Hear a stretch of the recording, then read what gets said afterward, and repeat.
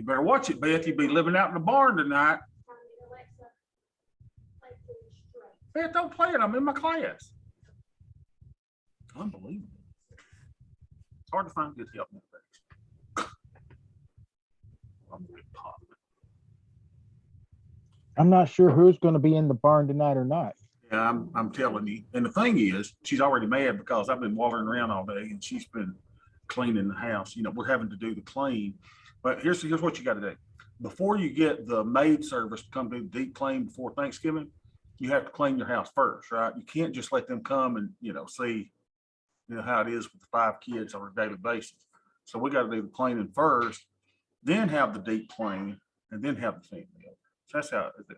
It's kind of funny. Beth was showing me a video a while ago, like back in the 50s, well before my time, but you watch the movies and someone comes to the door and they're like, come on in, let's go to the kitchen. Let's go get some tea. Let's get some coffee. And, present day, if someone knocks on your door, you're like, you're hiding, right? Like, who's here? Nobody comes to your house anymore. If they do, you're like, oh God, the house is not clean enough. Somebody come in. Now, for those of y'all who don't have kids, you may not have that problem, but ours just it's wreck right now. Did she turn that stupid George Strait back on? She sure did. Unbelievable. She's out of control today. Okay. Well, we don't hear it. Y'all don't hear. Okay, that's good. So I just wallered out and we're going. I did do one thing though. We have a cord on our front porch that's been here, like a cable cord, where the cable company runs in the cord to your house, and it's just flopping out on my front porch. And I cut it off today. That was my major accomplishment. I went and got some little crimpers or something, and I struggled for about 5 minutes. I cut it in two and pushed it back under the porch. So got that. Anyway. Now she's getting on to me. And what'd you say, Beth? And then I watched 90 Day. And then I watched 90 Day Fiance. Well, I'm still not finished with the tell-all. Oh, it's so funny, y'all. So on 90 Day Fiance, which is my favorite show, all of them, and they had the tell-all the other day on the single life. So Molly and her little boy, her boyfriend, he wants kids, but she can't get him kids. She had her tubes tied and everything. So I sent her a message on YouTube saying, hey, listen, Molly, if y'all know the show, she's the one that owns the lingerie shop in Georgia. So I sent her a message and saying, listen, we've got 5 adopted kids. We don't have any biological kids. If Kelly, your boyfriend, would be open to adoption, we'd be glad to be a resource for you. So I sent her a lot of information on adoption. So we'll see if she gets back, but I love that show. And Beth, she's working while I'm sitting there watching 90 Day Fiance. Beth, I've been cleaning too, hon. Who's taking the trash off today? Unbelievable. Beth, stifle yourself.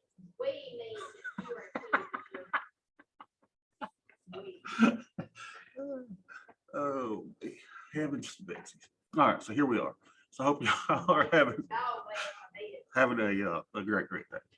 All right, so where was it? All right, the market AD is positive today. You wouldn't know it. The market is down just a bit, and the AD is just kind of cruising along like it's kind of a choppy day.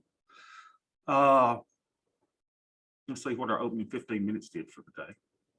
Opening 15 minutes was, from 58 to 68. It's about 10 wide. So, we're always looking what's below, looks like we got a lot of stuff below us, right? We got a lot of stuff below and not a lot of stuff above. So let's see what we got above. Anything above? Well, we got overnight high and we've got a pivot point here. So it looks like we're pretty well boxed in, doesn't it, for the day? So, who knows what the day may have, but we're above VWAP. We've got a lot more stuff below than we do above. So what would that normally tell me? That would normally tell me that if there was going to be a surprise move for the day, I would be looking for a surprise move up. But again, I have no idea whatsoever. So we will go then and we'll look at our volume profile. See what our volume profile tells us. Now that we've got Beth, calm down.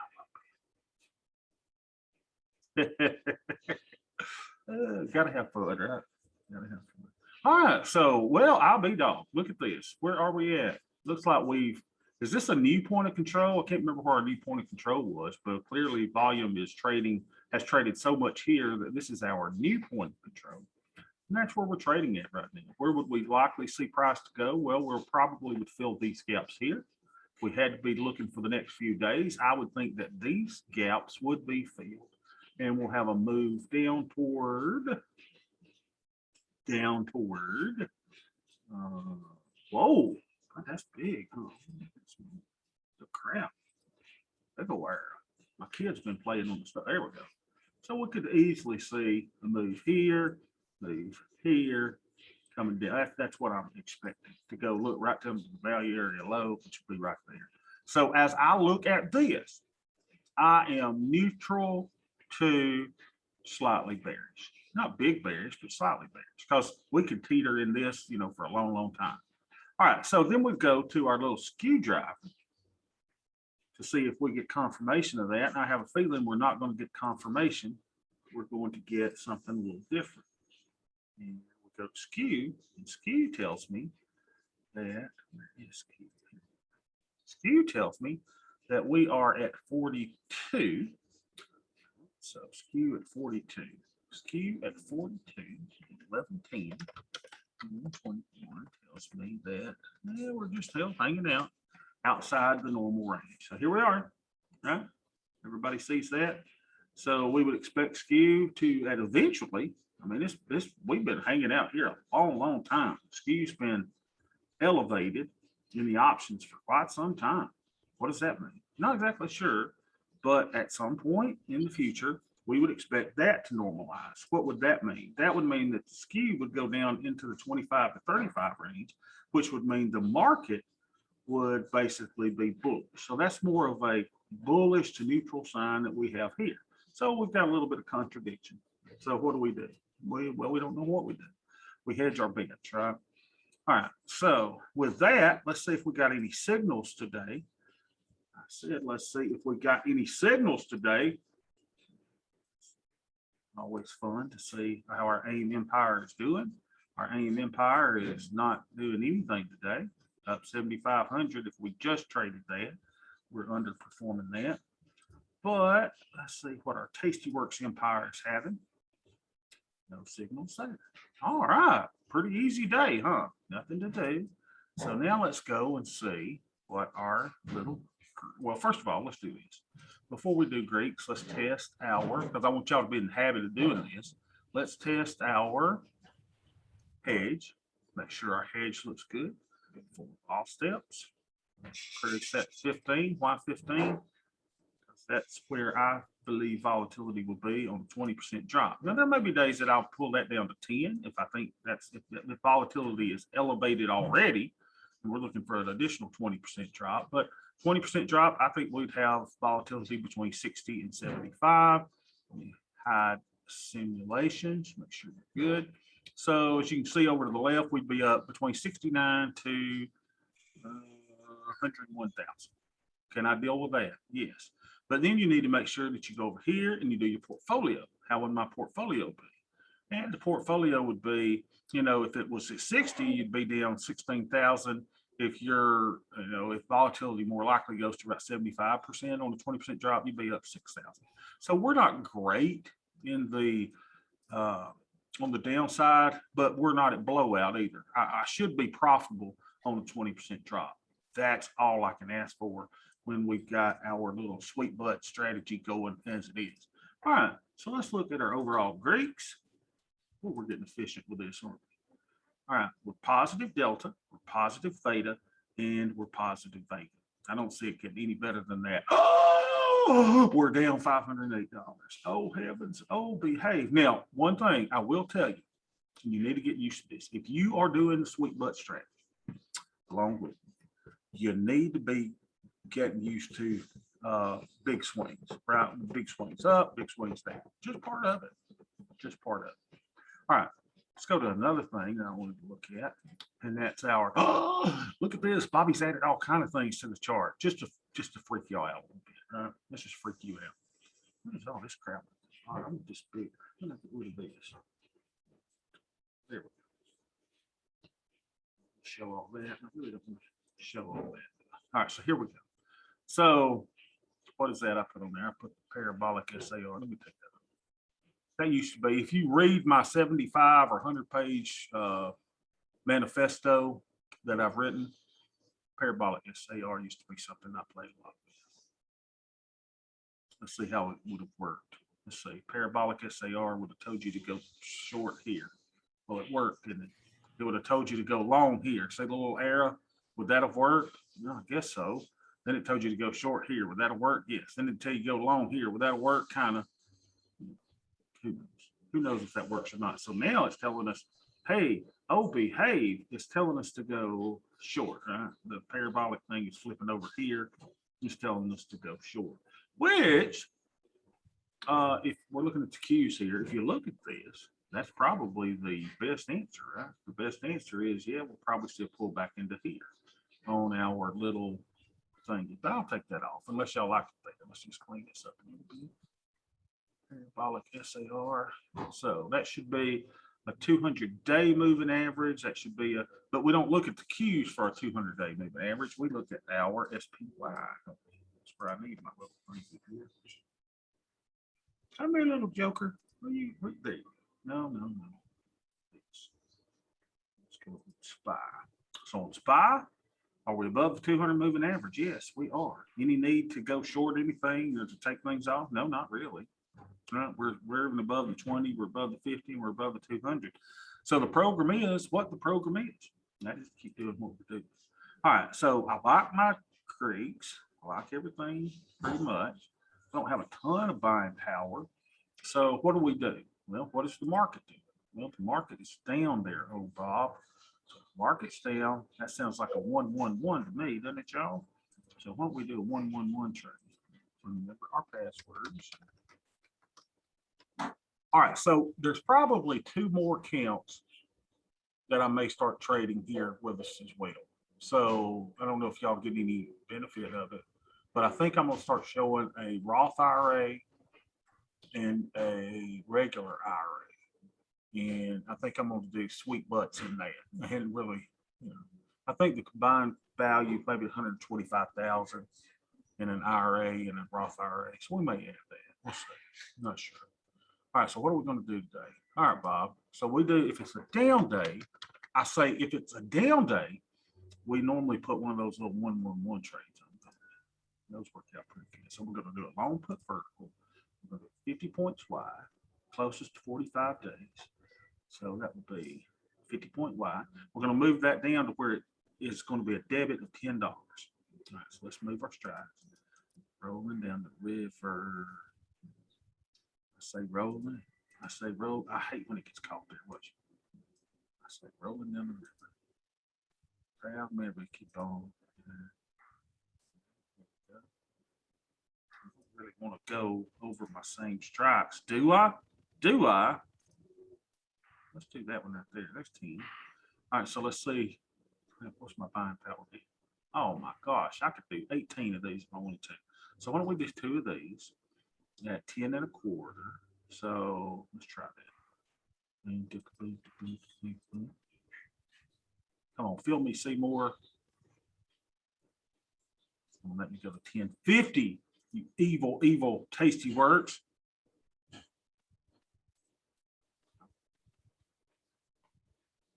All right.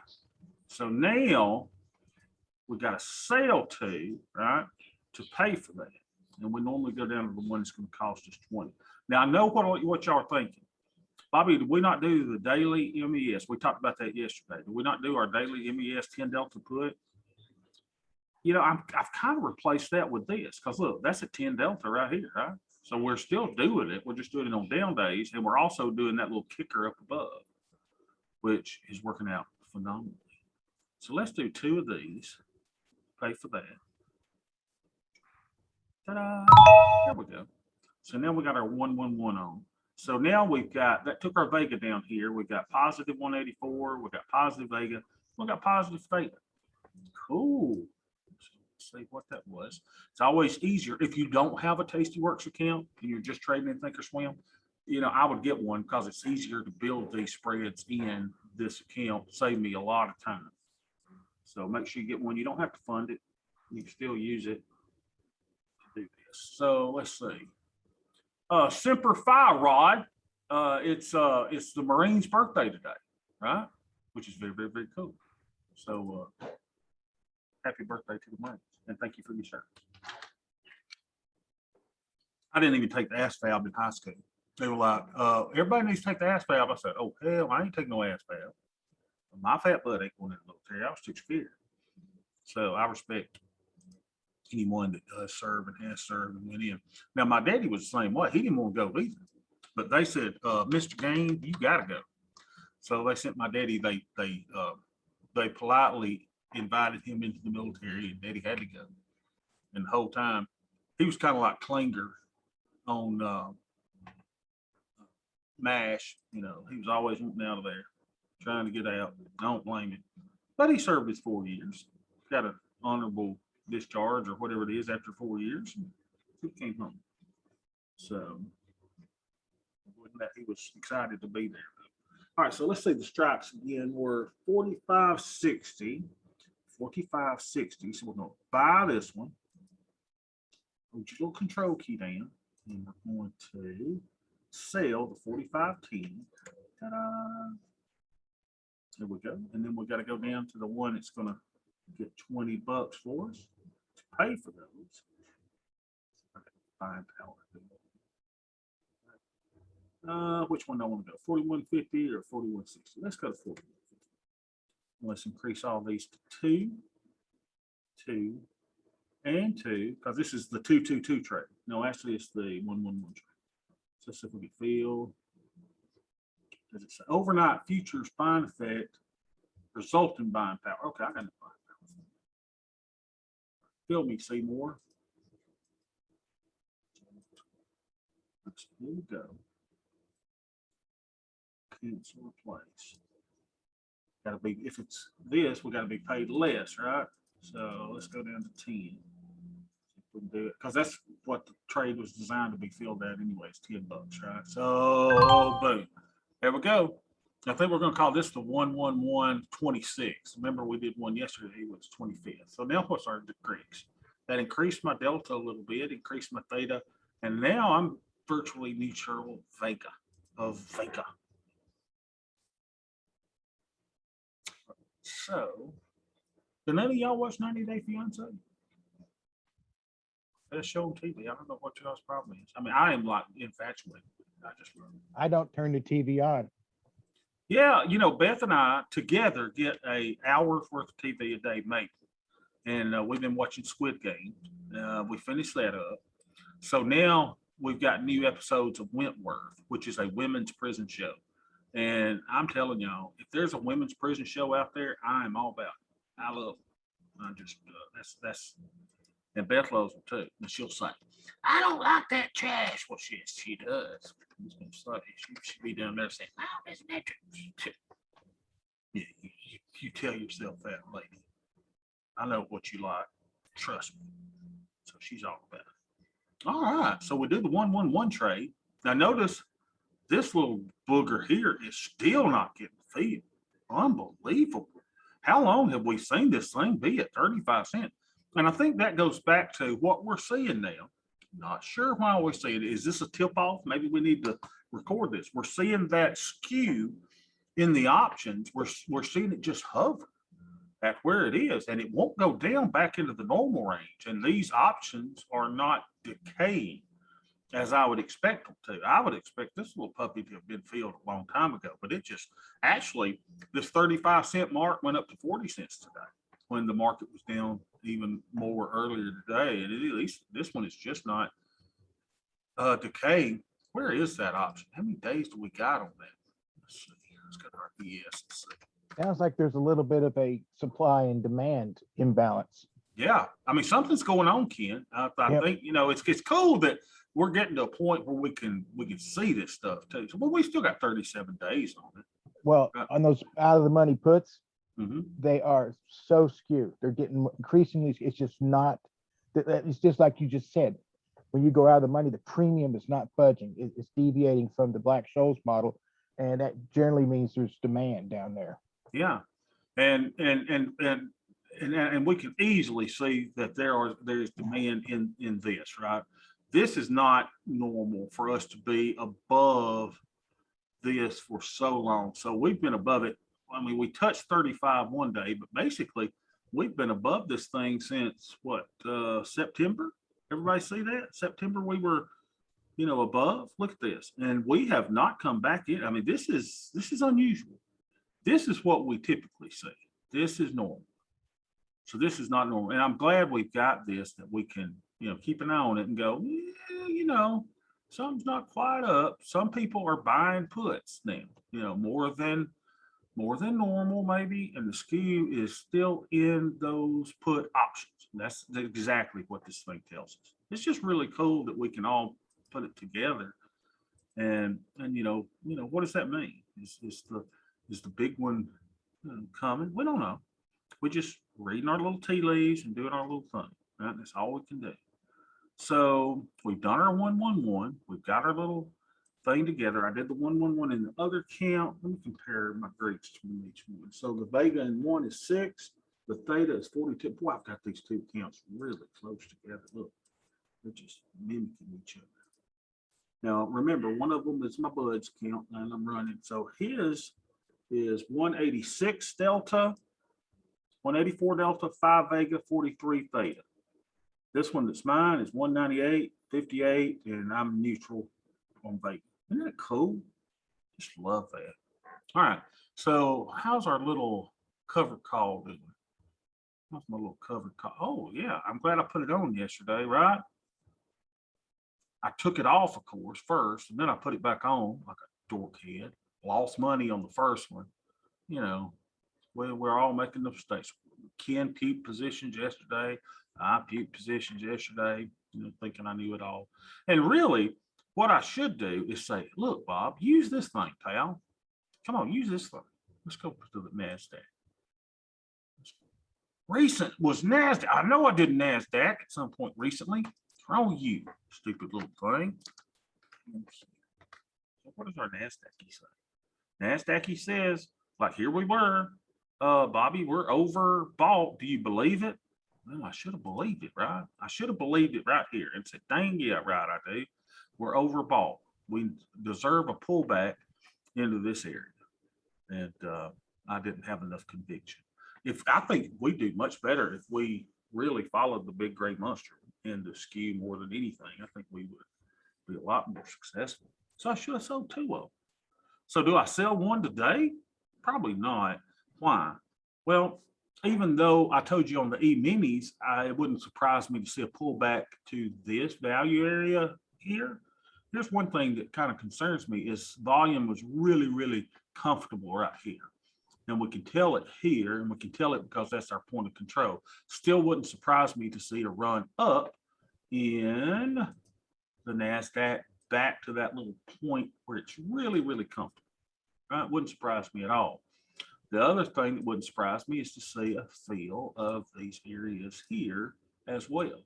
So we have alternate things, right, that tell us alternate story. So here's kind of I guess if we were going to draw a little cone, you've seen those little probability cones.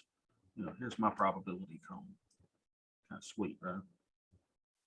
So that's the probability cone.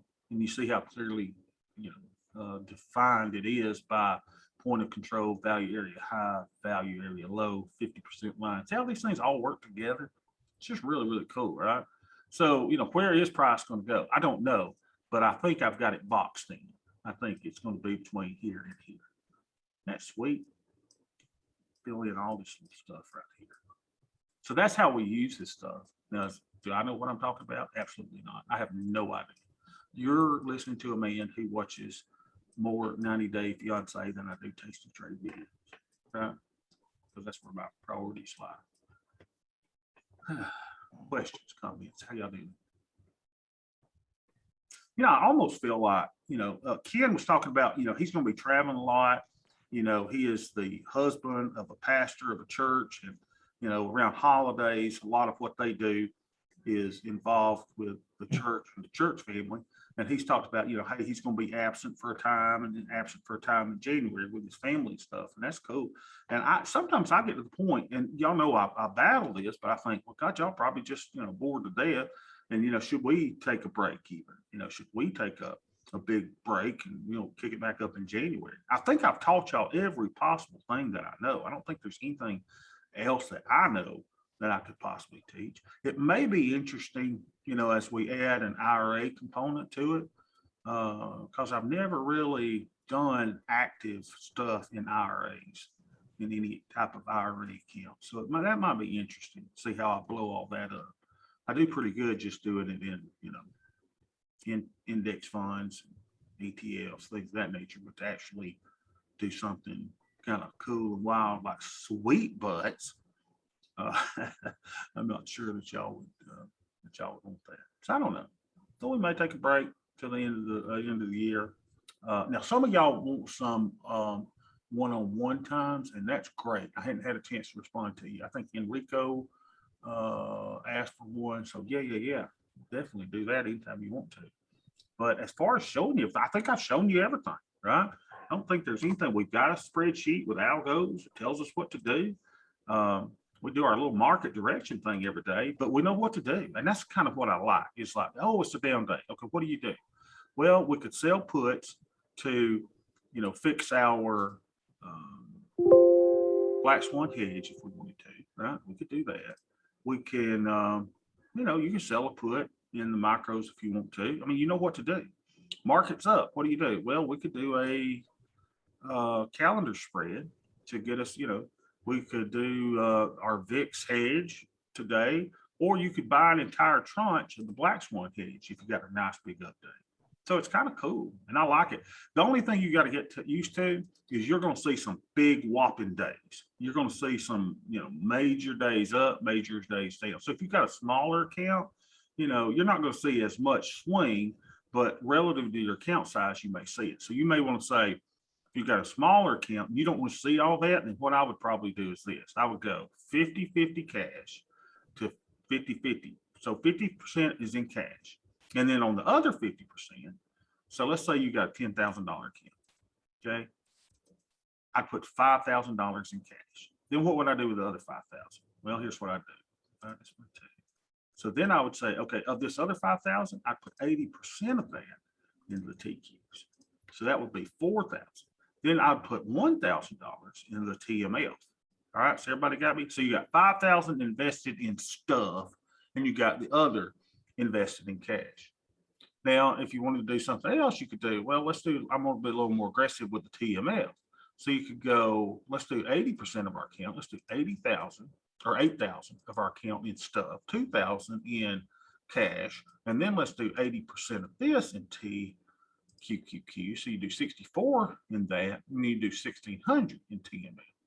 So there's all different ways, and it's all according to your risk preference. I'm a gun slinger, right? I don't care. I'll go in and I'll sling the guns, and we'll see what happens. I want you to be more concerned with your preservation of capital. We think we've got a good little program, but we could always be proved wrong. Have any of y'all been playing with the portfolio visualizer at all? Y'all been doing that? Just like that. Portfolio visualizer. Portfolio optimization. Go back to 2010 when the TQs went out, started coming out. So if we did 2010 and you want to maximize your return subject to what's your annual volatility, I put 50% here. I'm willing to say I'll have a 50% or something draw down. Let's see. Time period, year to year, tickers 2010. Robust optimization. I have no idea what that is. Asset constraints. I don't know what that is. Compared. I don't know what the benchmark. Benchmark. How did you do against the S&P 500? Right. So if you said let's do TQQQ and UPRO and TMLs. And you did let's say you did TMF and you did a 33, 33, 34 allocation. Now let's see how that works. This is so fun to play with. You spend hours here. Right, so here's your count. If you did a triple, this in your account, how would you do since 2010? Then it comes back and it says, hey, pal, I hate to blow it to you there, pal, but your 33, 33, 34 was not the optimum portfolio. The optimum portfolio was TQs. So that's a big time bull market from 2010 to, is that going to, is it going to replicate itself again? Not necessarily. But even so, your little 333, your 10,000 portfolio would end up 365,000. That is not bad, right? Compounded annual growth rate of 39%. Dang, that ain't good. And your maximum drawdown with that portfolio was just 30%. That's not too bad, is it? Got a good Sharpe ratio. Where's your Sortino? Got a good Sortino. Now, here's the return that says, look at this, $10,000. This is what's incredible, y'all. $10,000 in TQs.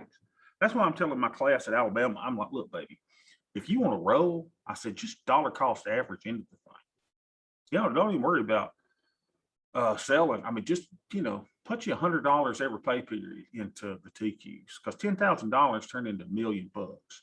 So you had a 53% compounded annual growth rate. Now, the only problem is you did have a maximum drawdown of 50%. Can you stomach that? Can you stomach that? Can you wake up one day and say, yeah? Now, the cool thing is, here's what I think is really cool. Though. We've got these hedges, we got all this other stuff. But now you've never lived through the crap that I'm telling you. So you don't even have a reason to believe that the hedges work, right? You've never seen the black swan hedge work. Hell, we've been doing it for a year. You haven't seen anything great from it at this point. So you don't know if it works or not. So why would you take some hillbilly in Georgia, sitting in his underwear, t-shirt that I've had on for 3 days?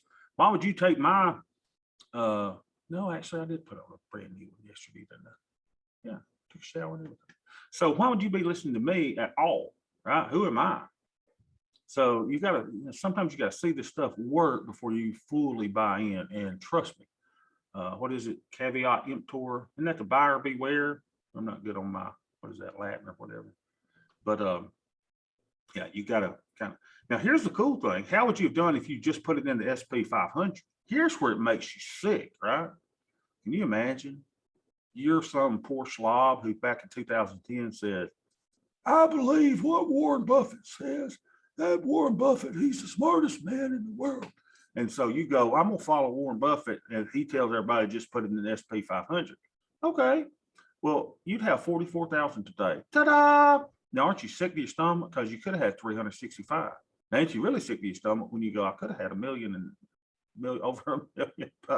But y'all, look, here's the thing, though.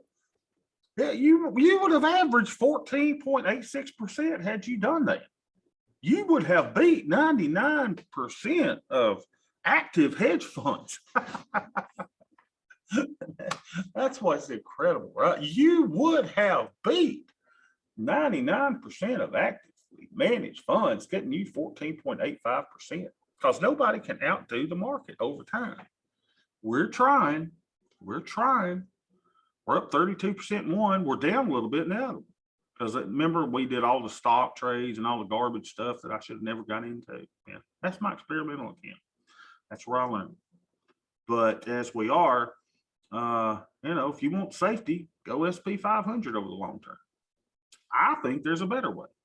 This is much better. Look at this, y'all. This is much, if you take this out, here's the thing. Here's our problem.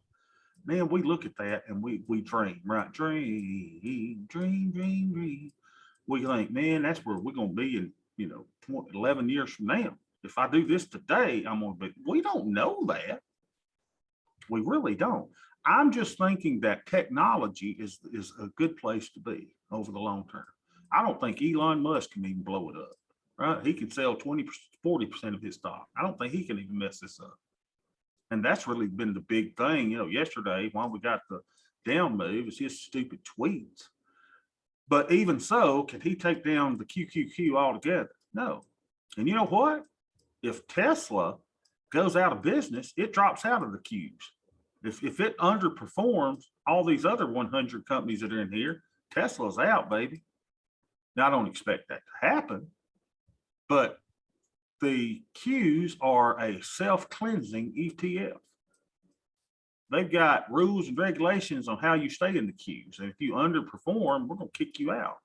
So there's an undiscovered company right now who is ready to claim, they're ranked 101 right now. They're not in the NASDAQ 100, but they're ready, baby. And there's someone down here that's number 174. Just leave them there. That nobody knows about, that one day is going to be in that SP. So see what happens, when they get to a point where they're really kicking it off, they're going to become part of the NASDAQ 100. And the underperformers are going to fall out. It's a self-cleansing ETF. Then we take that and go, hey, let's roll the dice, baby. Let's go to 3x leverage.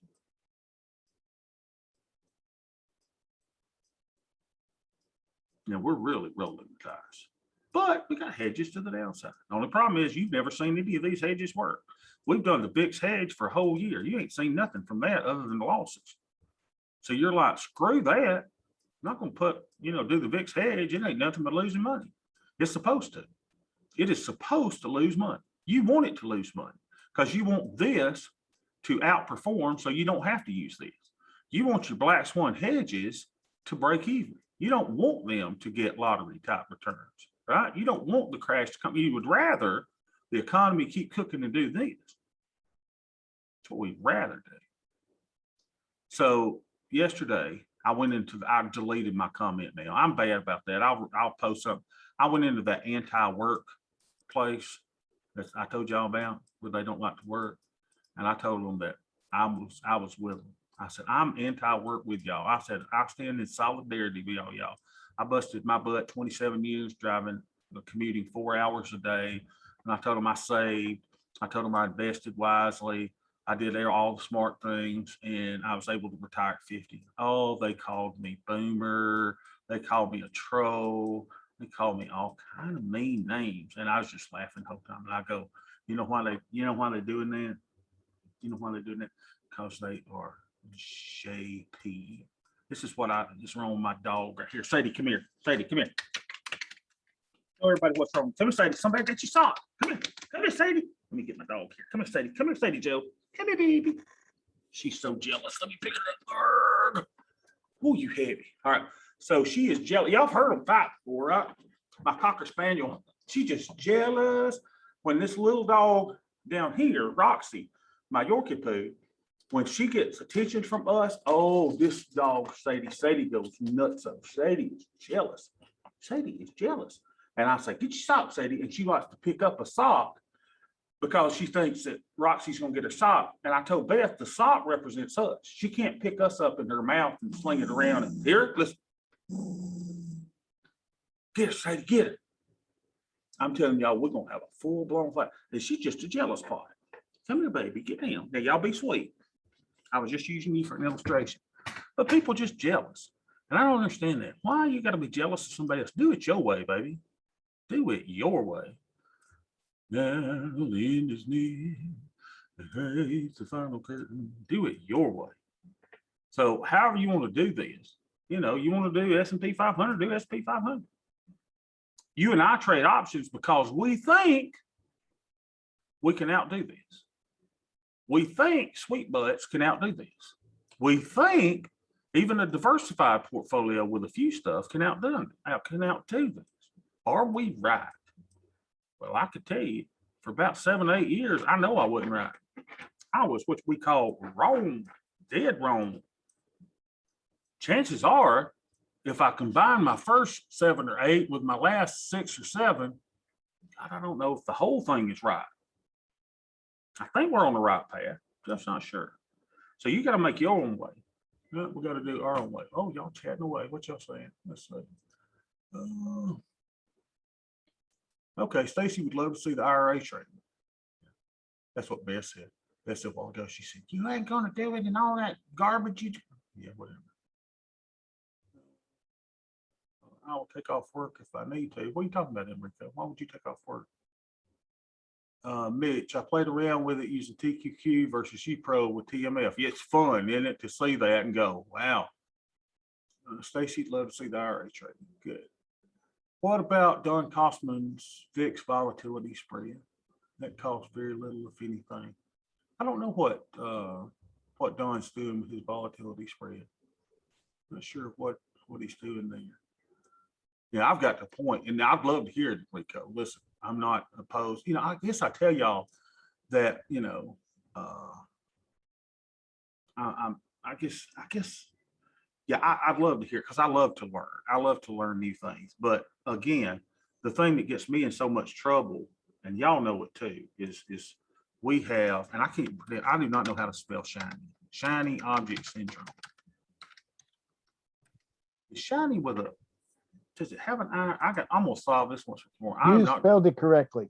I'm really, Ken. I see. Look, I get embarrassed all the time about my spelling, because I don't know how to spell. People's like, "You got a PhD? You have it?" Well, okay, I don't know how to do it. Okay, shiny. So that's correct. Okay, so shiny object syndrome.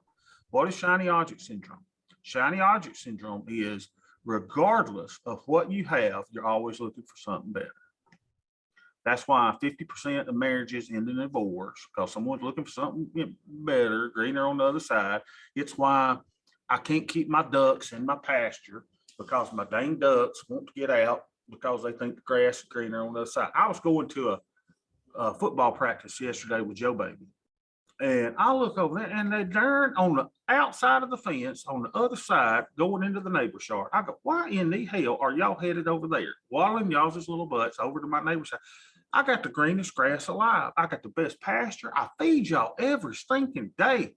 I water y'all, and you get out of the pasture because you always looking for something else. Well, it ain't over at the neighbor's house, trust me. And their dog will kill you. So won't you stay your tail over here? And that's what we do. We just constantly always looking for something shiny. So now I'm not saying that about Don's volatility spread. Don't get me wrong. It's probably a great trade. It's just, at some point I got to quit looking. I got to quit searching. Right? I got to quit going to my chart and going, I'm going to add the MACD and the RSI and the parabolic SAR. Geez, man, enough's enough. Just do it. You know what to do, just do it. And you've seen this darn green monster. You tell me a better indicator than the big green monster. There is not one, y'all. I mean, we've seen this thing. It just is amazing how this little puppy just works and works and works. So, that's my little spiel for the day. So I'm finished. So y'all would like to keep going then, and to keep it going, or we can take a break or whatever. We'll see. Bobby? Yeah. Here, I'm going to spew a little bit here, and I think I might be speaking for a couple other people, if not most. For one, is this is not boring to any of us. That's my opinion. It's definitely not boring to me. One of the strengths, and someone else has commented on this too to me privately, is the repetition is of extreme value, because it gets the lesson in. And you just talked about the human tendency to chase after the shiny light, like the cats and laser, the shiny object syndrome. Focusing on the same thing every day is a very instructive thing. It's a habit that needs to get reinforced. And if it gets boring, well, smart people got that wandering mind, but still learning to focus is very important. And I think that, and then we got a lot of new guys here. Yeah, we do. We got a great group, that shows up. That's good. And and the thing is, I love doing it. So don't think that I'm like tired of doing it. It's just I just want to make sure. Yeah, again, maybe I always brag about how I don't give a flip what anybody thinks about it. I don't care if anybody thinks that I'm in a t-shirt. I don't have to brush my hair for y'all. I can just roll out of bed, got to sleep in my eyes, and I'm sitting in my underwear, and that's just fine. So it's not like, I guess I don't need your approval. I'm gonna be here anyway. I mean, that's the thing. I got to come in here and do this anyway. I mean, I always am going to go in and trade. So I might well do it with y'all, right? I will just turn the lights on and keep it going. Well, it's also, trading's a lonely business too. It is. And And you know, the other thing is like not only have we got some new people here, there's some people who are new to trading. Right, Because right. some of the questions I'm seeing are way basic, and it's not a slam because for all things there is a beginning. So just going over what you're doing is great. And the idea, though, like I mentioned to you in the chat about having a Sabbath, maybe the good thing to do is for us to take a week off during the holidays. Yeah, yeah. And then come back fresh. I mean, you took a week at the beach and came back with a new idea. I mean, that's one of the values of the Sabbath. And here's a suggestion, because seriously, we don't get bored with this. I think what it is you're probably projecting. Your restless mind wants to do something new, and you might be getting bored with it. So, but the suggestion is this: we're about a year old, and let's just start over. You at the beginning last year, you showed us the spreadsheet in detail. Then we went off and started talking just simple trades, going over it again as if this was day one and not day 366. Yeah. And that'll help bring the newer people up to speed. It will reinforce the lessons of the older guys. And the other thing is this: what you were doing a year ago is not what you're doing today. I mean, things like I'm with you. I don't do short MES puts anymore. It's all 1-1-1s. That's what I do now. I like the 1-1-1 better. You know, you and I have gone back and forth on it, and I go, wow, what a great trade this is. And you know, and then for me, what I like is this.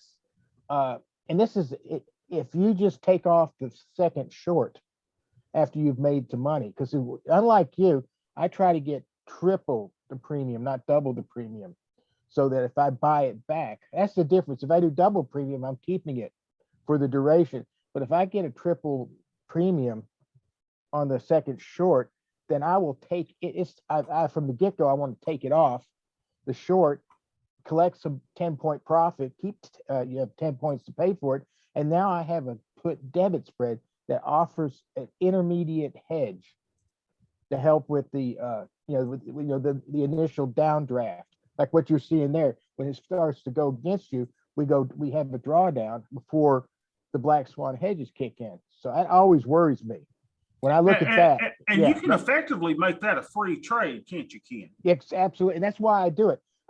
What happened was I screwed up the black souls. The black swan hedge when you first presented it to us. And it cost me several $1,000s of stupidity. And I said after that, it says, I am not paying for these hedges. So I've been obsessed with working out hedge strategies that don't cost me anything. You know, and like the Kaufman's VIX volatility spread, that's the whole point, is to get a VIX spread that doesn't cost you anything. Mm-hmm. And it's a good strategy. It's not as easy to put on as others, but the VIX can pay off big if you get another 40-point jump, or even as high as 80 as it's gone. You know, it's worth doing, but doing it, learning to do it for free is challenging, and that's one strategy that works. And the idea, what I just said, is if you collect a little extra premium, of course, more premiums, more risk, but when you pay for, if you got basically the free trade, on the 1-1-1, where you pull off the second short, and you got to put debit spread sitting there 50 points wide, and you paid nothing for it, you actually got a credit. Well, there's $250. Is that right? 50 times 5, $250 a hedge in immediate, and count the number of 1-1-1 spreads you have. You could rack up a pretty good intermediate hedge. It's a smart idea to help you during that time, because before the black swan hedge kicks in, you might have some drawdown that might be uncomfortable. Right. Yeah, you bring up really, really good points. Hey, look, let's talk about the 1-1-1. This is kind of neat, right? So I've got a group of these that is going to come off. Let's just show how powerful this is. I've got a group of these that is going to come off, and they're going to come off in 10 days, maybe 9 today. Maybe it's yesterday. I was looking at 10 days. So check this out, y'all. I am up $2,280 on them today. in 10 days, if all goes well, you know, we never know. But if price goes up or if price goes down at expiration, I'm going to be if we hover around here, I want to be at $2,800 on these 111 trade. This is just the nearest expiration. I've got to go. The E-minis can go all the way down. Look, I got three little strange little break evens right here at one point. But look, for expiration, the E-minis have to go down over 10% for me to, now it looks like I'd have $6,400 on the day, but at expiration in 10 days, it had to go down to, you know, way down to 41.37 for me to lose money on that. And I mean, and if this starts going down, it's already built up a profit hump, right? So I can close this for profit anyway, but the plan is, I mean, look at that. What a great trade. And then you go, okay, let's add two expirations. Let's see how two of them look.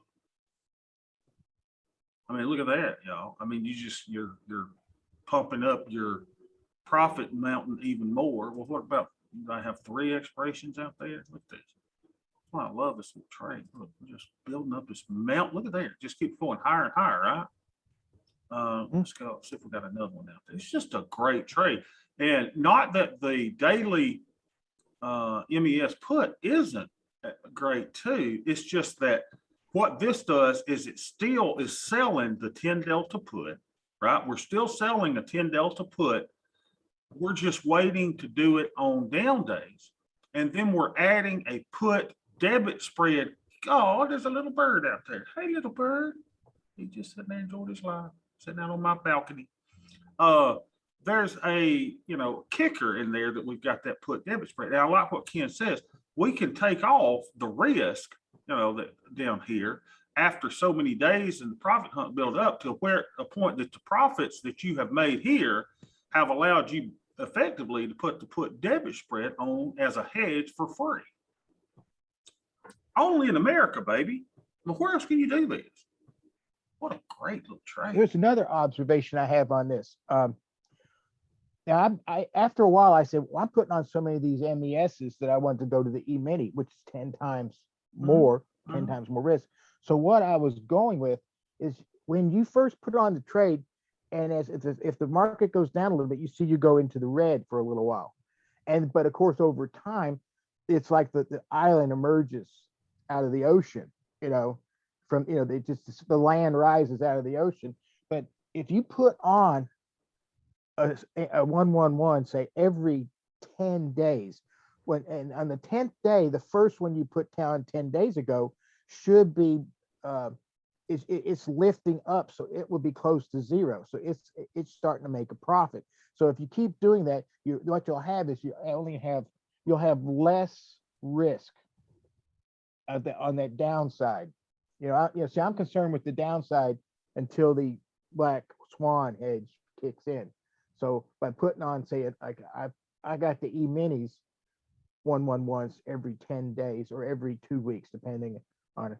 And right now I'm going on vacation, so I'm taking those off. I don't want to have those on while I'm on vacation. Yeah. So I'm taking those off. And so that's something that be also spreading these out at time. Now with these micros, I mean, it's like a $700 margin, and that's the same as if you went short. So I put those on like the old, the old, just the micro put short micro put trade. You know, that's it's just really a fantastic. This is like getting a prize in your Cracker Jacks, you know, of a little mini hedge. And yeah, it really is. It's just cool. So I thought I had more. No, that's just that one. Hold on a second. Let me do this. yeah, Let me do this. This will show you the fortress that we're building. I like showing it over here. Let's see, the fortress. Check this little puppy out, y'all. This is my positions. This is what it looks like. It's crazy. Look at this. Here's price, right? Here's price. Do I care if price goes up? Oh, heck to the no. I would rather price inch on down. Look at this. I mean, you got all this stuff going on down here, and it looks like a complicated mess, but I see probability or profit at expiration of 5,600 down there on the downside. Isn't that sweet? And what a great trade. And like Ken says, some of these down here, I can start taking these off, right? This one way, let's say, I may even have some back here. Let's see. No, I guess I don't have any back here. You know, you look at this and you go, yeah, let's take this puppy off. It's probably, no, let's see, can I close for, what can I close it for? Close to 2. Let's see what I can close it for. 30 cents. Close it for 30 cents. What did I sell that for? Remember, I That's sold $1.50. That's $1.50. Yeah. Ken, I sold that for $20 and I can close it for 30 cents. Yes, that's a, and the thing is, especially for those, you're wanting to start maybe a campaign using a Roth IRA or an IRA. You can't do the E-mini, but you can do these micros, and they're a lot more rules, and most people have small accounts. You could put this on in a small account, and then when you lift this, when you do this trade, you all of a sudden got a buying power recovered to put on another one. Yeah. So for those who have limited, like one fellow was talking to me, he says he'll have reserving $1,000. I actually, in today's chat, I think it was what, Ron, he he said he was going to reserve $1,000 for a chat. Well, that's one micro E-mini 111, and he could start building this thing up. Let's just check and see what it does to our buying power, Ken. Let's close this one. Okay, so it's going to close 2. This is what you do. This is easy to look at it here when you see your actual position and go, yeah, let's close the one that's farthest out, that's made the most money. So my buying power now is 11,738, right? So 11,738. So what happens if I close this one? Yeah, so I got a few $100. What, 11, what, $300? $250. Yeah, 250, plus $300 worth of buying power relief just from closing out. That's kind of cool, Ken. We probably do need to say, let's set a rule, right? We're going to close the short when X happens. And again, it's like, if you want to reduce your deltas, that's how you do it, right? So our delta should have gone down because we closed a positive delta trade. Well, I did that during your chat on my own, because I'm wanting to reduce risk. Yeah. Because my deltas, I want to balance my deltas a little more, because it's like we're at a crossroads, and everything, all the knuckle bones and liver entrails that I'm looking at tells me we're going down in the market. So I'm covering my naked short puts, and the ones in the 111, I'm covering the shorts because of that. And I'm just reducing a little bit of risk, and I've made my money. I got free trades now on those debit spreads. Mm-hmm. Like that. Yeah. And I think, Ken, what this has forced me, you talking to me about it, and then going in to see this, when you actually see something way down here and you go, why am I even keeping that risk on? Yeah. Why would I not take that off? I've got a free trade on here. It's already paid for itself. Let's take it off and let my free trade ride. Yeah. So this is the beauty, y'all. I mean, what is your market assumption? We've got a market assumption. I told you that my assumption is I'm kind of neutral to bearish for the next, if so, why not close some of these? God, I may close them. Well, 111 trade is slightly positive delta. So it's neutral to slightly bullish. And that's what happened to me. I got so many of these things on, I'm got a positive delta. And I go, well, I really want to be closer to 0. So that would be the time I would put on a naked put. Yeah. To balance that. I like it. I thought we had a great session today. This is really good. It's good when we all talk, right? So appreciate everybody's feedback. All right, so y'all have a great day, and I will see y'all tomorrow.